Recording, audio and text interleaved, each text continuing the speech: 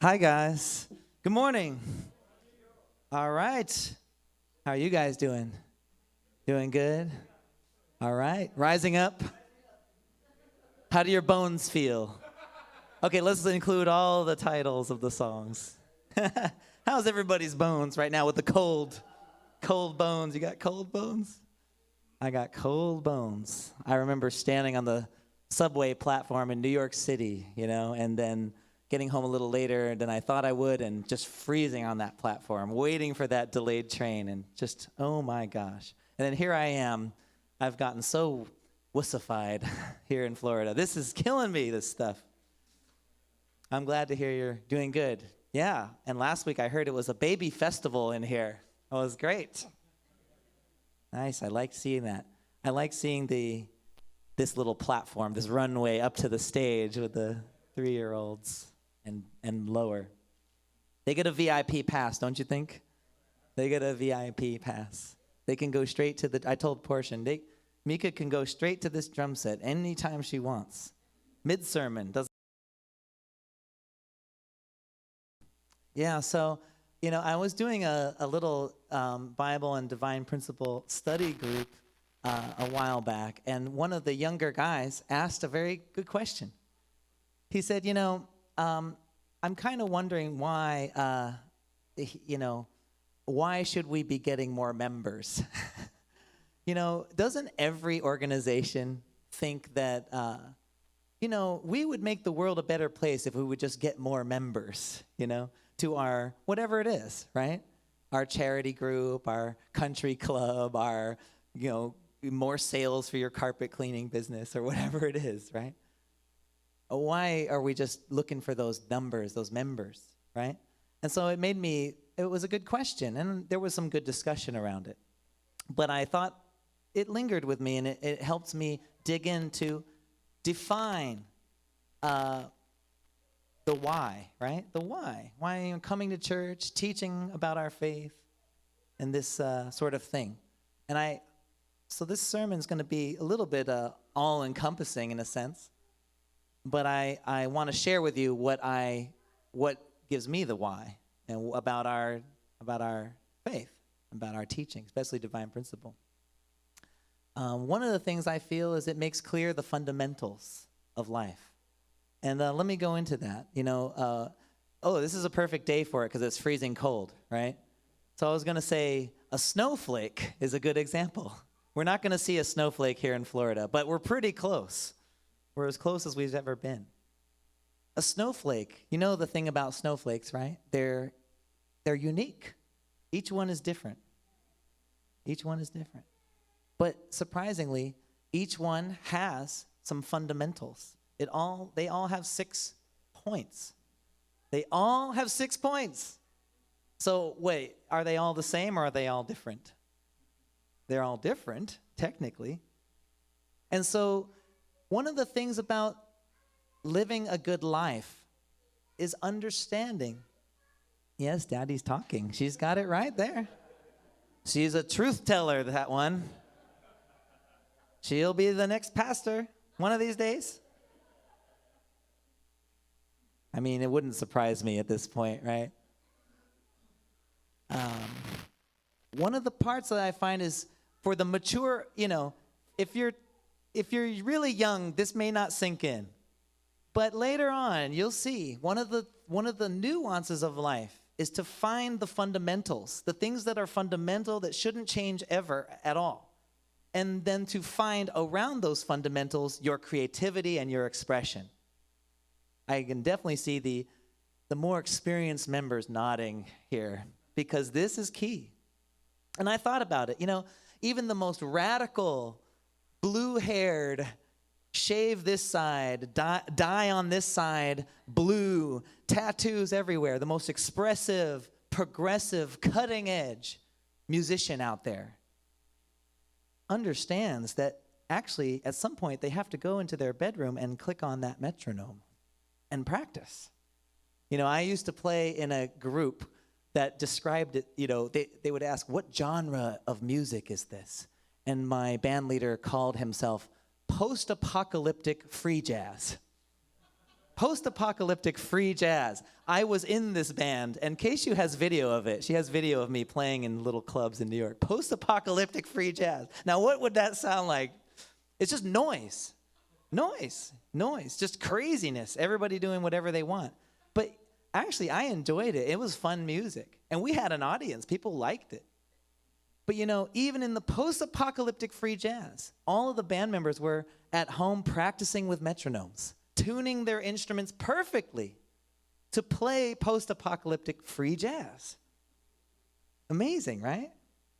So even the most radical, you should do whatever you want kind of person in their life somewhere is discipline and practice, and in some way a surrender to a higher authority. In music, my 2 rules for any of my students is you got to be in tune, and you got to have tone. So imagine a post-apocalyptic free jazz musician, but their instrument won't even stay in tune to what they intended. So they might have an intention, but if the instrument's not obeying and staying and slipping out of tune, then even they would be upset. That's too much looseness. So isn't that interesting? There's fundamentals here. Same thing with race car driving or anything else, It's like, why do you want to get your license and drive? You know that feeling on the open road? Freedom. I remember life before having my license. It feels like you're a prisoner a little bit. When you're getting into those teen years, you're like, get me out of here, right? And then you finally get your license, and what do you feel? Freedom. But would you be persuaded if someone said, no, that's not freedom, buddy. To really be free, man, you got to go against the man here.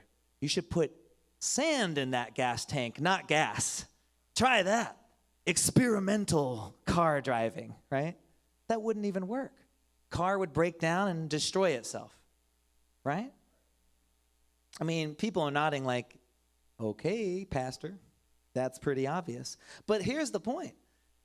Satan is constantly confusing us with what the fundamentals are versus what the freedoms are. Woo!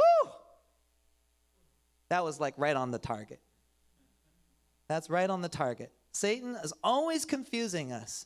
What are the fundamentals? What is the gas tank that needs unleaded gasoline? That you should never, you can have blue hair, you can have tattoos on every part of your body, you will put gas in that gas tank. You won't get creative with that, will you? Because your car is going to break down. Satan is the one confusing us that, no, those fundamentals that God built in, that's the stuff you should mess with. That's the stuff you should get creative with that. Fill in the blank, open marriages, things like that.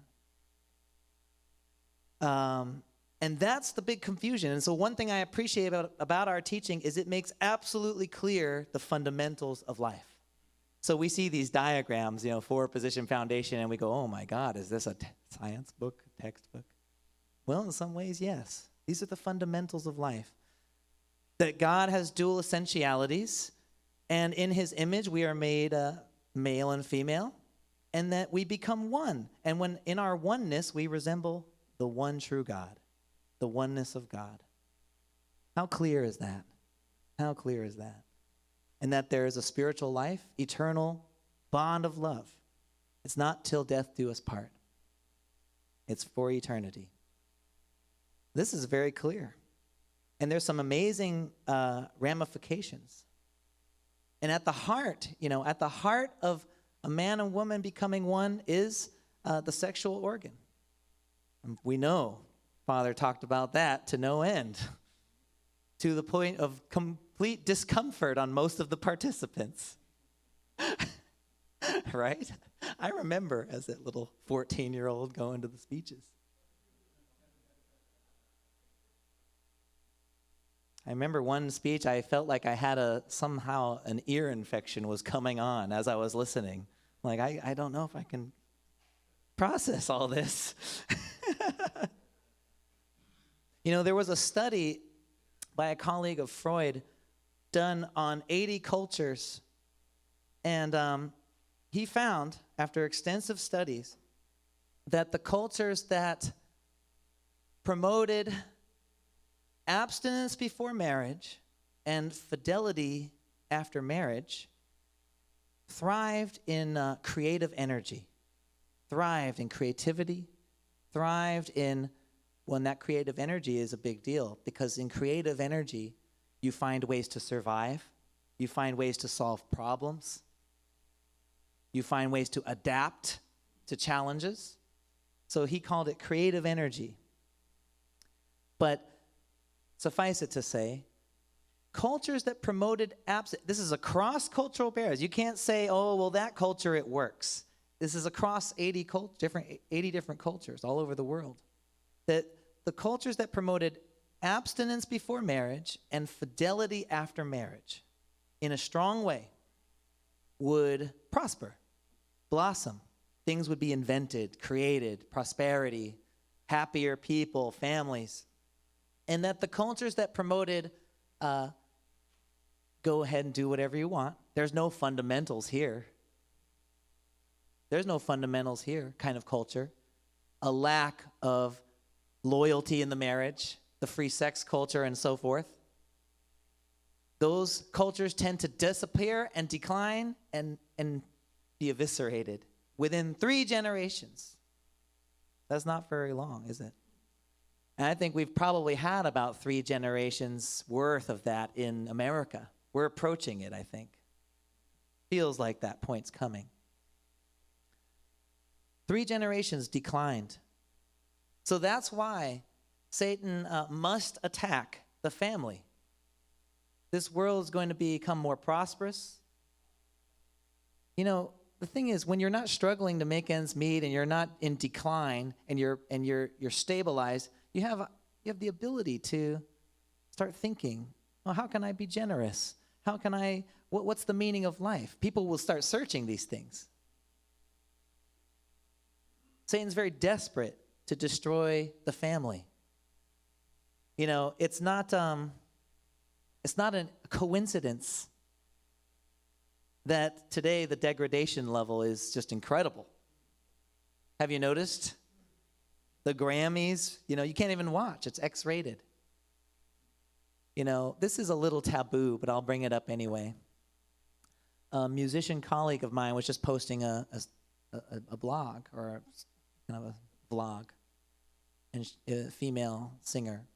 And she's like, she found an old copy of a Playboy magazine from like decades ago. And it's full of all these philosophical articles and all this kind of stuff. And then it has, of course, some racy stuff in there. But she was saying, I am so shocked. Today, this would not be considered, this is normal. You see this on TV every day. You see this on Netflix every day. This was considered controversial back then. So she was kind of waking up to the fact of how far we have come, how far we have gone in the wrong direction. She was a very good person, actually. And I'm here to tell you, it's not an accident. This is a full throttle attempt to derail the evolution of the family. The evolution of the family is coming. What I mean by evolution, we'll get to that in a minute, but the strengthening, the new understanding of the family. Satan hates families. Satan hates families. Don't forget it. You know why? Because Satan loves power. You know, I read a great book I recommended a while ago called Real Love by Greg Bear. And he says, in absence of real love, we always thirst for imitation love. And we kind of know those typical examples, right? Say like a young woman who always falls in with the wrong guy kind of thing. But there's so many more layers. Even Satan himself is looking for, he's grabbing onto imitation, attention. When he went to Eve, it's not real God's love, but it's like, well, if I can't have God's love, here's Eve. Let me control this. So actually controlling and getting that power is a substitute. So Satan loves power. He's feeding on power. He loves power, and he hates families. You know why? Because there's nothing more powerful than a mother and father. To a child, let's say to Alexandra, who are the most powerful human beings in the universe? Me and Keishu. Me and Keishu. We are the most powerful human beings in the universe in Alexandra's life. That's why Satan hates it. You have more power than him. That he can't stand this. And so that's why his attempt is rip that kid away from the loving arms of the parents and put him into Netflix. Put him into the screen or YouTube and Netflix and garbage and Grammys and commercials that are, and just get that kid away from the influence of the parents. That's Satan's goal. That is definitely his goal. You got more power than him. So what we're seeing today in the world, the reason the degradation and the insanity is going to the feverish pitch is because we're seeing the ultimate, the ultimate power struggle between mankind and Satan. Does that make sense? We're seeing the power struggle full-fledged. I mean, he's bringing out all the guns. You can't even walk outside without seeing something that may tempt you to leave your marriage, to wishfully go after something else, like the siren song. So I feel like this is a kind of a feverish pitch, a consummate battle coming to a head. I think my personal theory is that it's because the enemy knows that there's a new truth here and that there is a revealed truth here that can strengthen the family to the point where he can't touch us. Think about it. What did Jesus bring? Before, even I listened to this atheist named Stefan Molyneux. He's a brilliant guy. Stefan Molyneux. Wow, I learned so much. But he's an atheist. But here's his slogan: a peaceful world begins with peaceful parenting. And he admits fully that Christian-based societies have proven to be the most prosperous, the most egalitarian, the most, even diverse. So he's like an atheist that says, well, we should probably build more Christian societies. Even if it's made up. Jesus is a fairy tale, but let's all sign on to it because it's working better. Because there's a higher authority.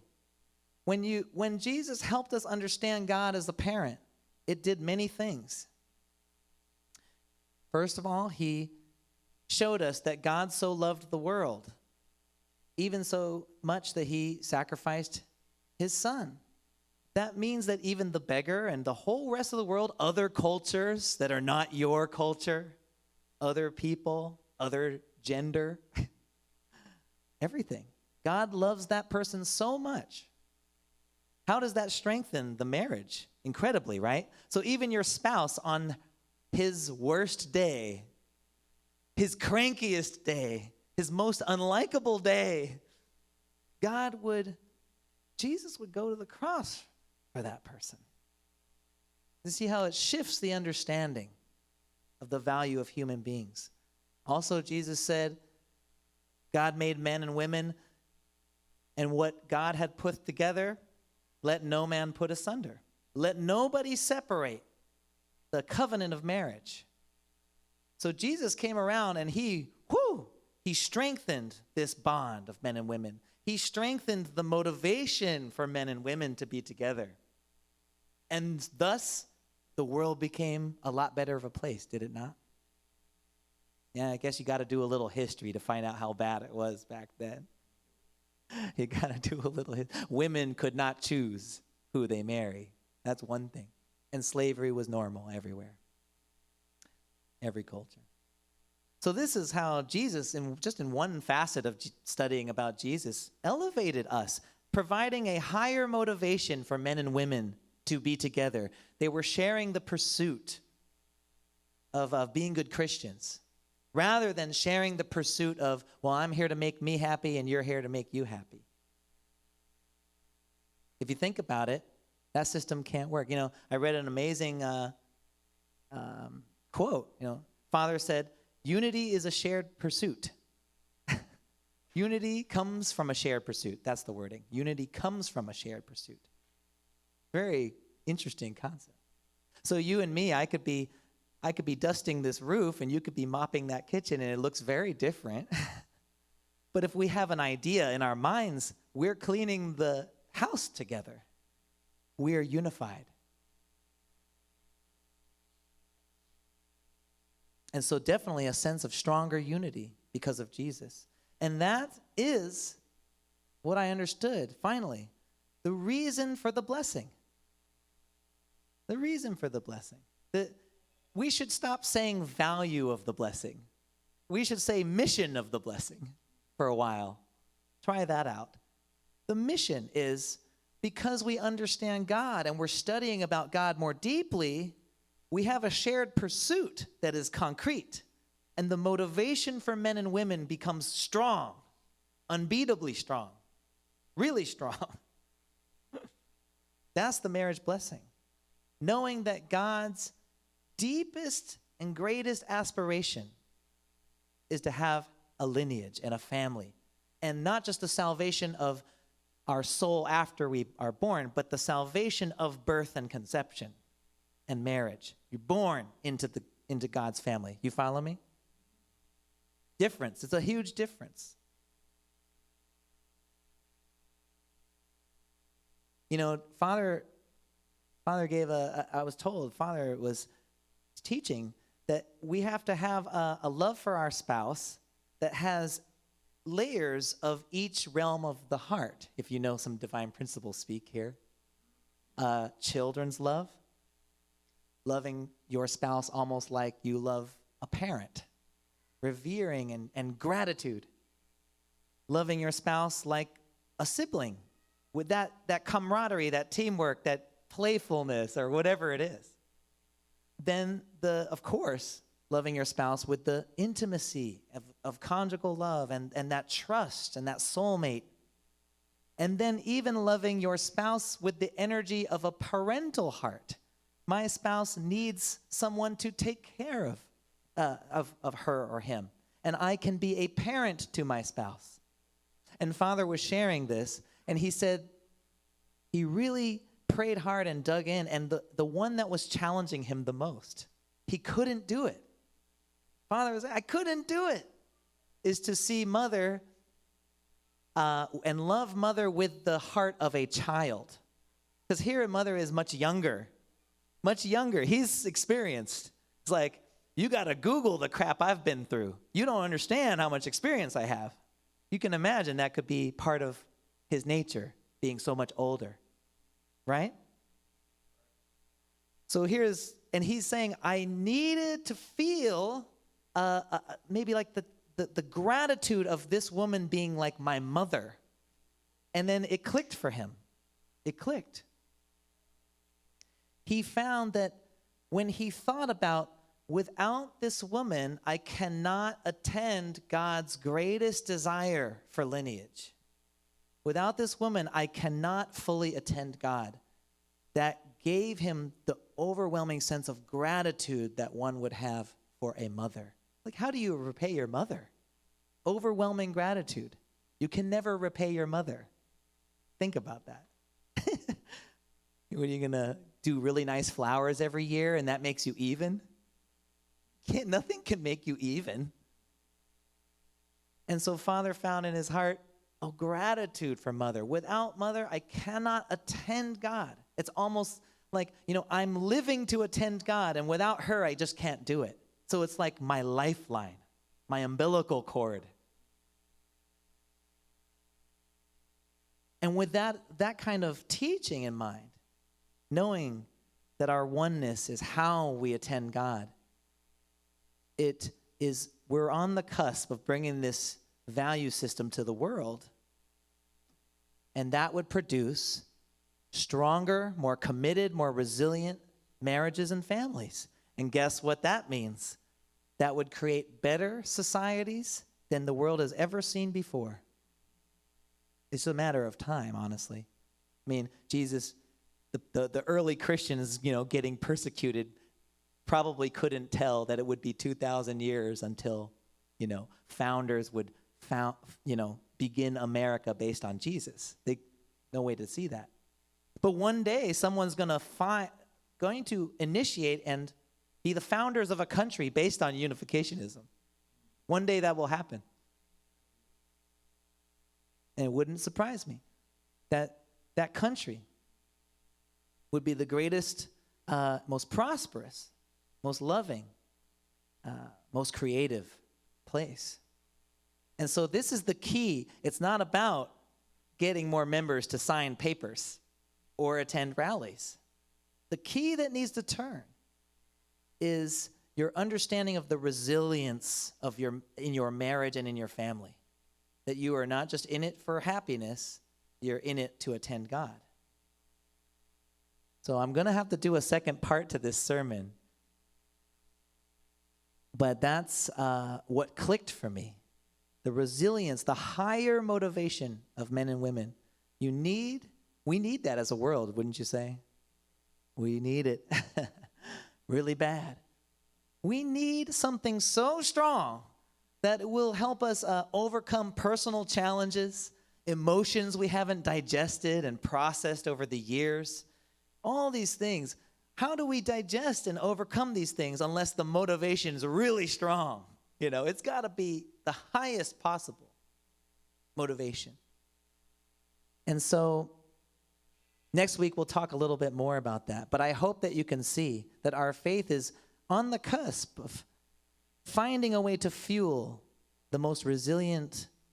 I know many early members, when they were getting matched by True Father,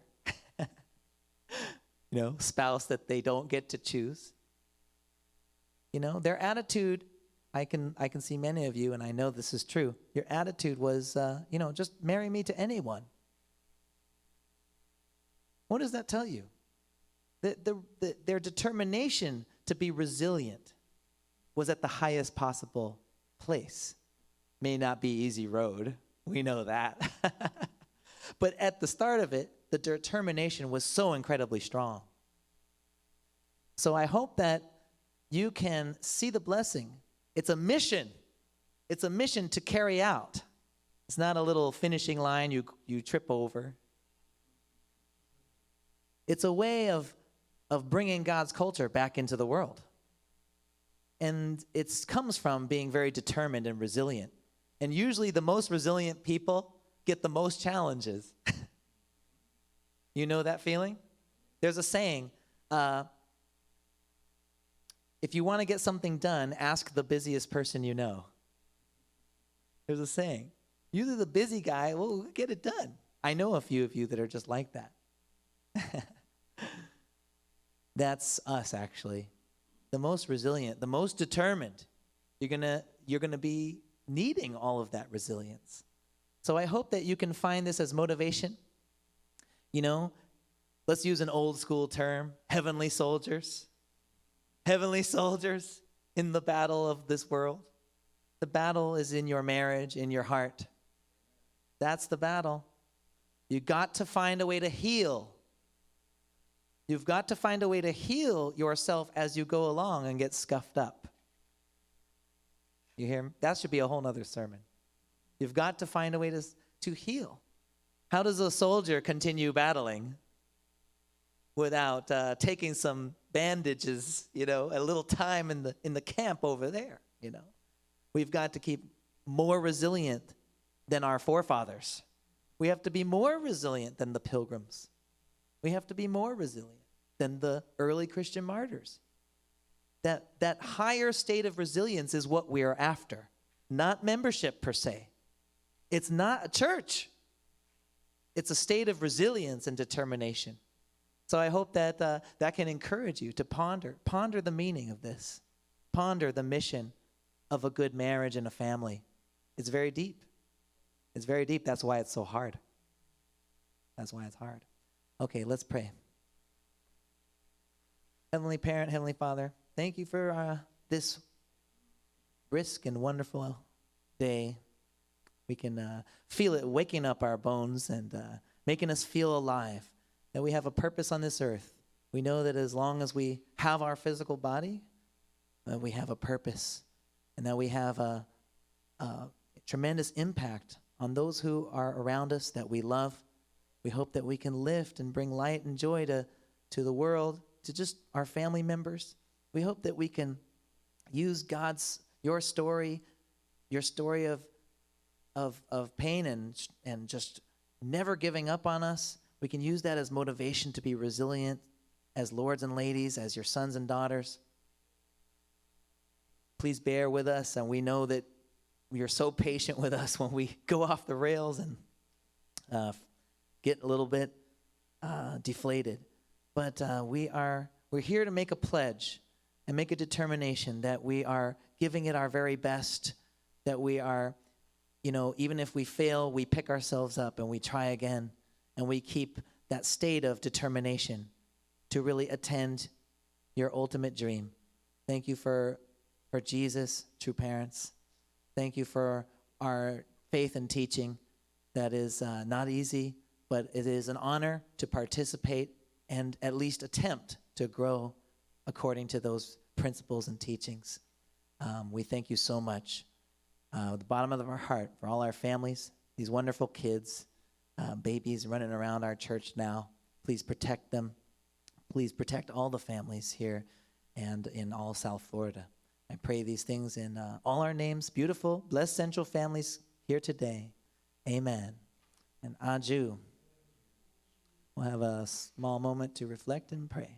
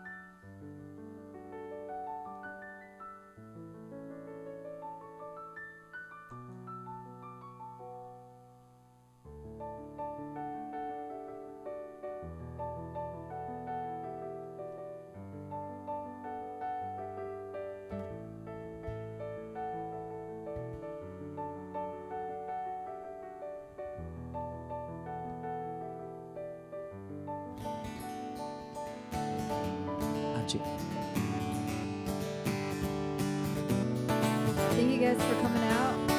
Let's all close this service let's all stand and sing together.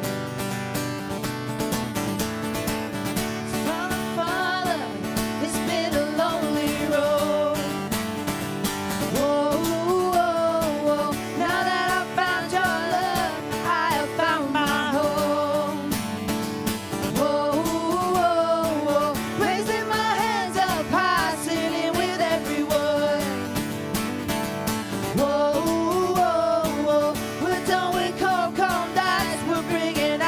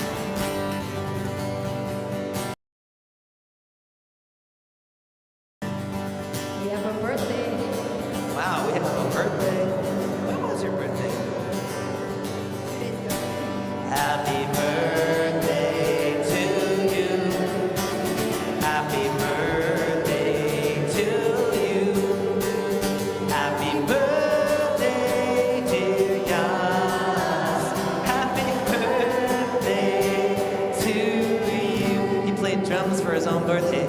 Let's add in Uncle Rodney. He's got a 75th coming up, all right? Let's do it. Happy birthday to you. Happy birthday to you. Happy birthday, Uncle Rodney. Happy birthday to you. All right, guys. Thank you so much. Have a great week.